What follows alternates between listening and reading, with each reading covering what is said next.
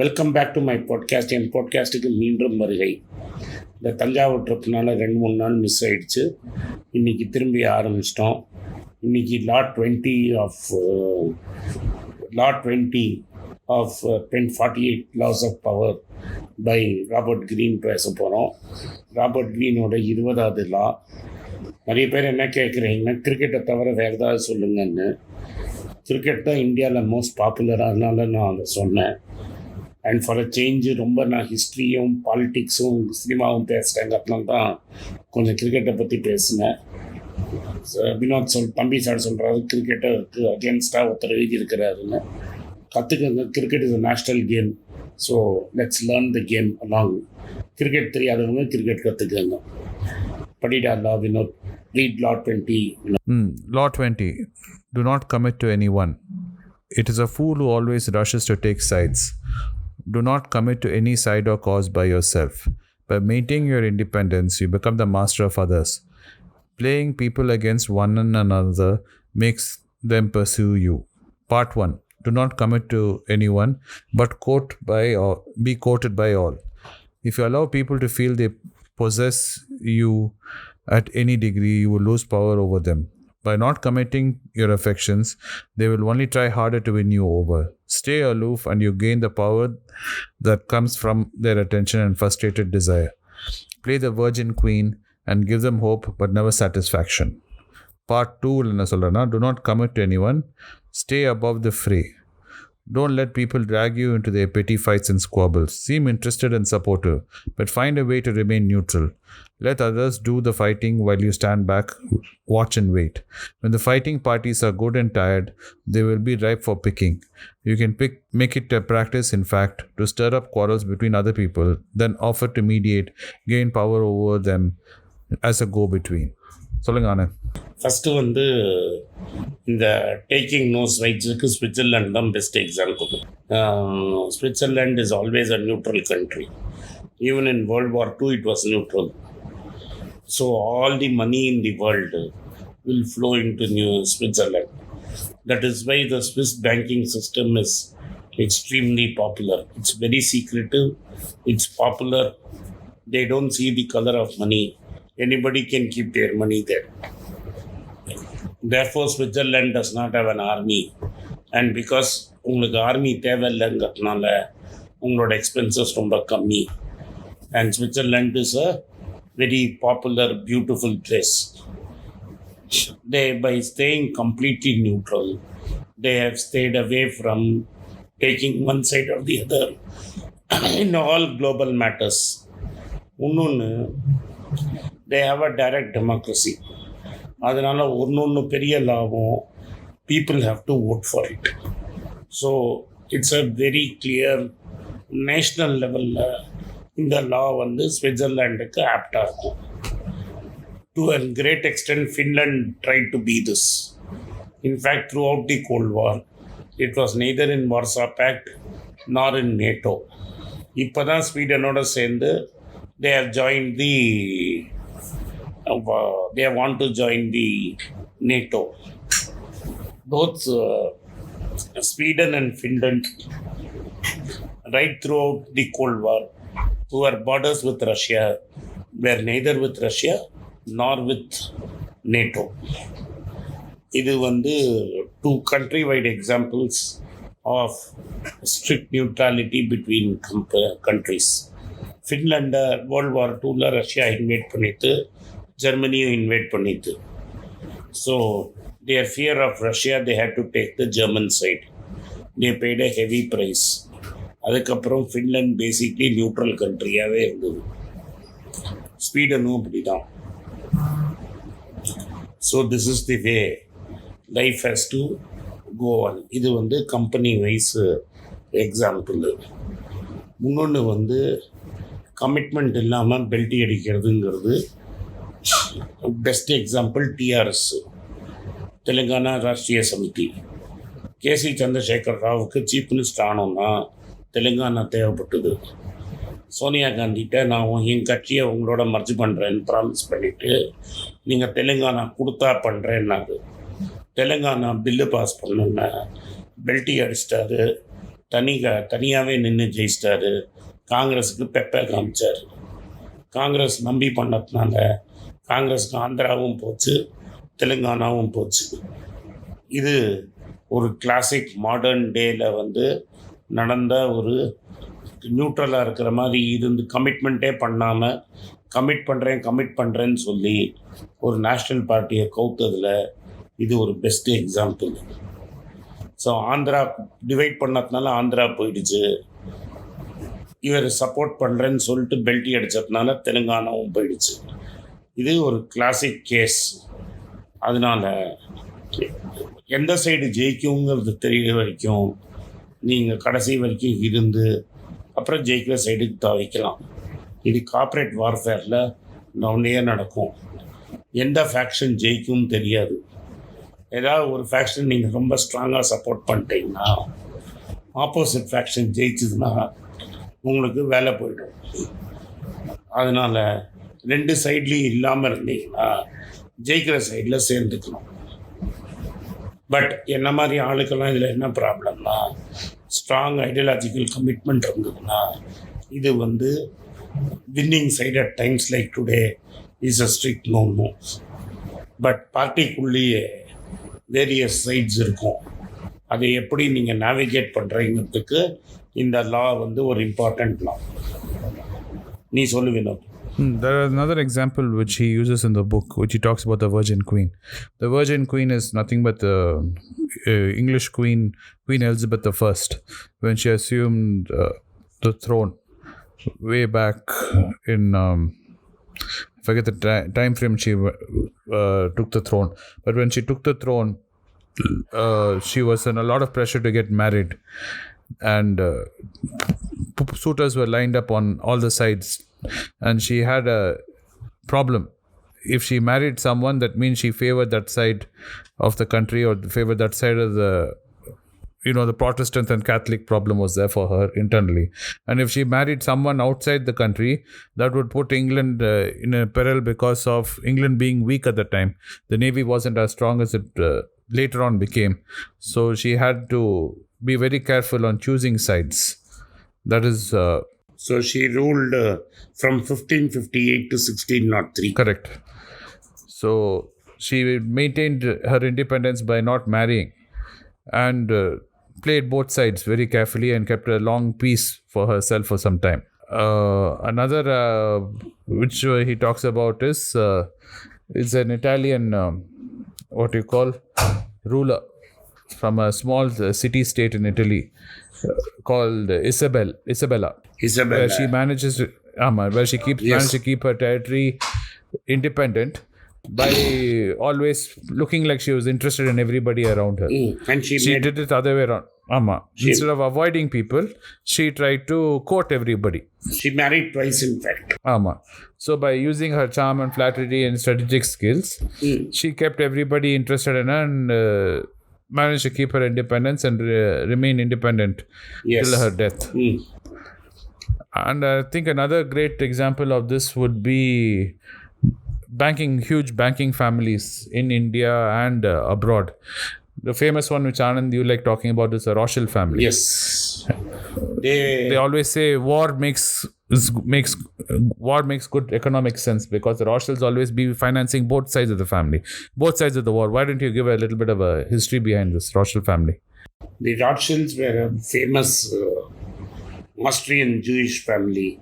Not Austrian, more than Austria, they were also part of what later became Germany. They were Jews. And Jews were permanently targeted. So Amschel Rothschild, the original founder, had 5 sons.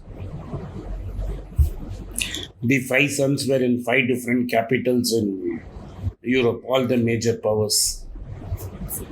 In Paris, in Italy, in Frankfurt, in London, in all the... I've done in Switzerland, all the major towns, cities, they were there. They were all of them got into their courts, into different courts. And all of them made sure that they were very close to the ruling families. but the brothers were together. They had a separate system of couriers, and they always knew what was happening before others. That is, because the legend is Nathan Rothschild, the London guy, knew one day before others, that Wellington had won in Waterloo, and therefore there was a great panic in the London market that if Wellington had lost, all was lost, and the British government sovereign bond would be worthless. And there were whole day, the rumors were swirling around. People were selling British bonds like nothing, and it came to about 40 to 50 pence to the bond. The rumor is that Nathan Rothschild bought a lot of bonds.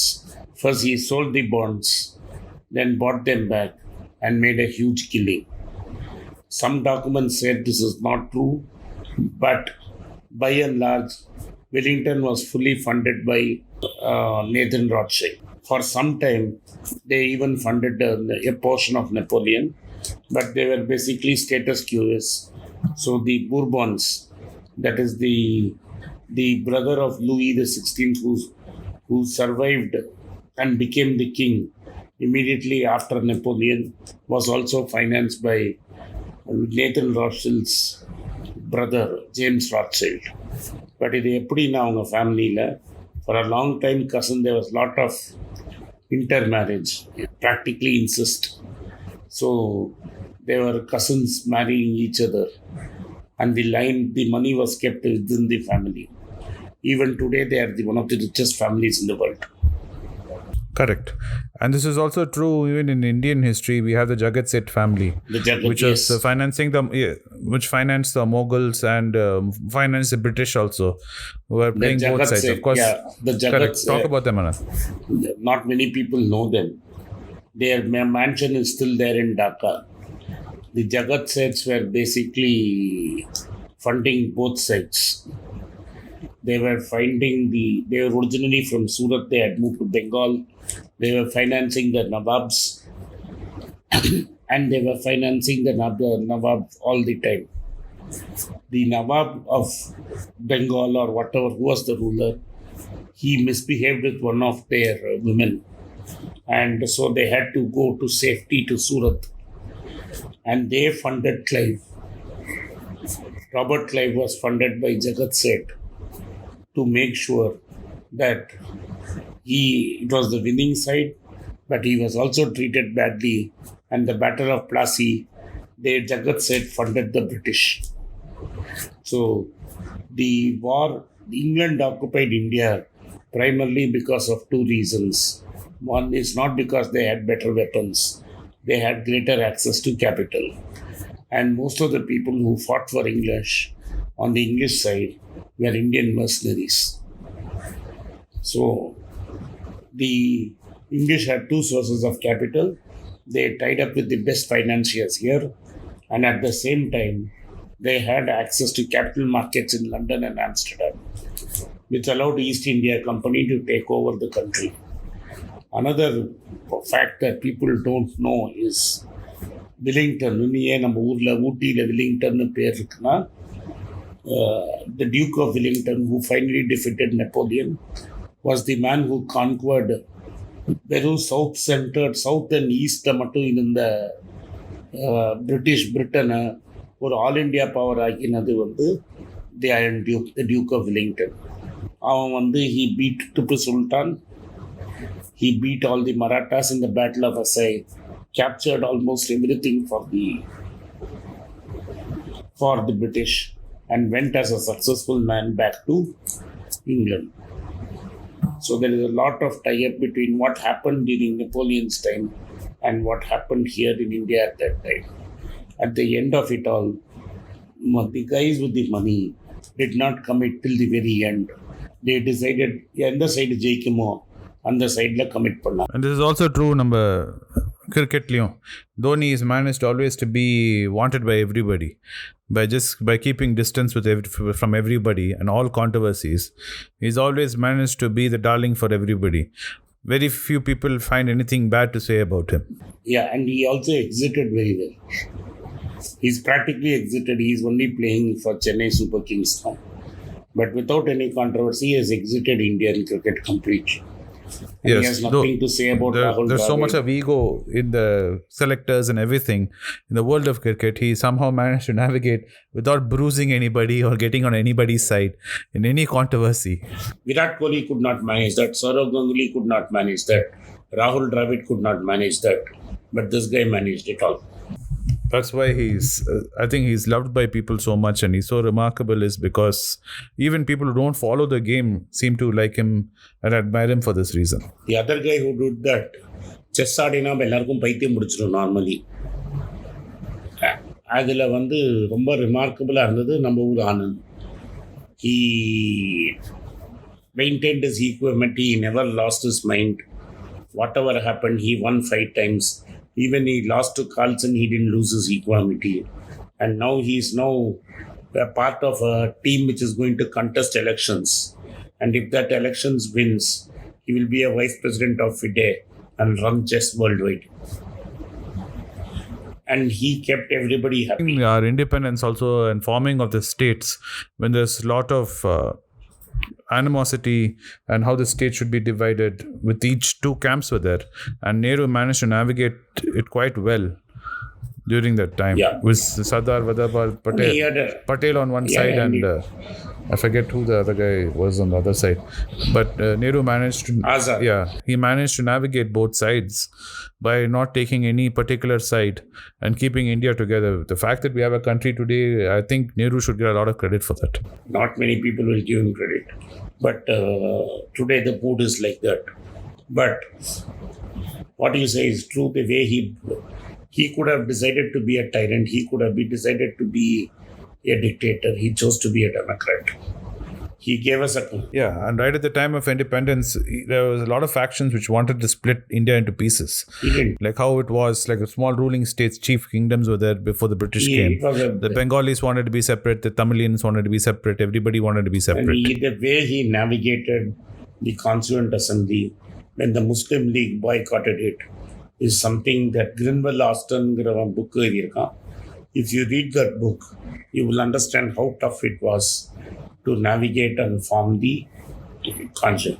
The best part is he got 2 of the biggest opponents inside the cabinet. One was Shama Prasad Mukherjee, of what is the forerunner of today's BJP, was also a part of his cabinet.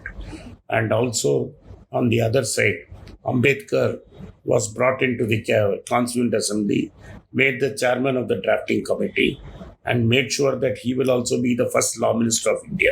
The book Anand is referring to is called The Indian Constitution, written by Grenville Austin. Yeah. It was written in 1966, which is what Anand recommends you read, which gives you good in-depth... No. Expect how the Constitution was written. This is only about how the Constitution was written. So this gives you an idea about that. See, you cannot stretch things too far. See, at some time you have to commit. And when it is to commit, you cannot keep delaying things too far. You cannot keep pushing things. And at some time you have to commit for what you believe. And if you keep on having too many suitors, people will start disbelieving you. And when people start... A good example would be our Talevar who refused to jump into politics and decided to jump in and not jump in. Rajinikanth is a very famous example for this. As his political decision making is a good example. Adhe mari, Kamala Hassan very late in life, or second career kaha politics la jump pannadum, ended up in tragedy because of this.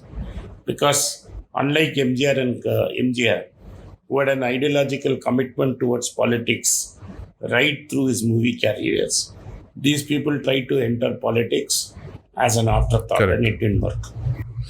So that is a reversal of this law, where if you... That is the reversal. If you hold out too long, people have kind of distrust you and you don't inspire them anymore. So it's very hard to convert your old following, your old loyalty which people had into something visibly into some other field. Yeah. Anyway, today's conversation was interesting. Law number 20. Okay, boss. Tomorrow we'll pick up with law number 21. Okay. Thanks, Anand. Bye. Thank you, boss. Okay. Bye.